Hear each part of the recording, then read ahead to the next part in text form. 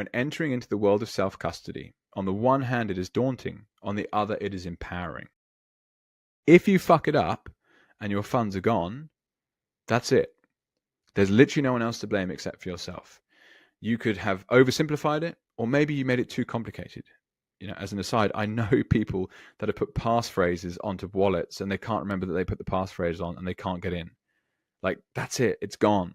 There's no customer service department to get hold of. Like, you fucked it up and it's gone. Luckily, you get it right and, boom, that's it. You're able to receive, to store, and to send permissionless money. And it cannot be debased on the back end. So the 21 million hard cap for Bitcoin, this is an absolute game changer. And therefore, it is a deflationary savings technology. So pumped about this. It's a win for the individual.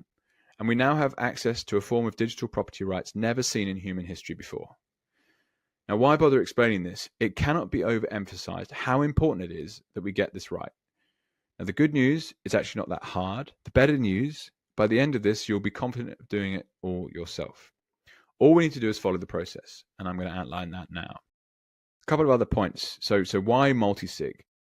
This is thinking under the bracket of, okay, I'm going to self-custody my Bitcoin. I'm not going to give responsibility to someone else. I'm going to do it myself.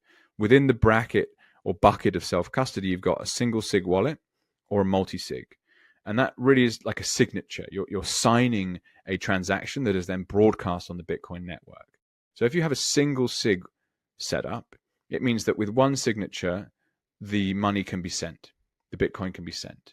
And there are a number of problems with that, because what happens, for example, if that key, if it gets burnt in a fire, or it gets caught in a flood, or it gets stolen, then that's a single point of failure.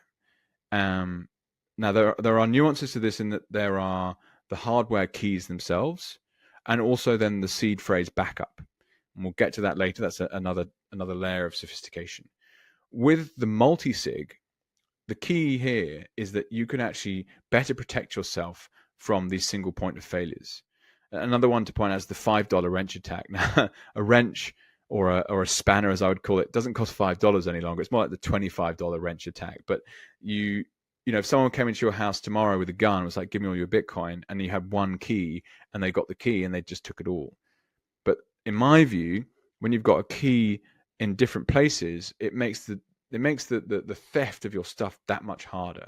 And so a multi-signature setup, it's when you've got multiple keys.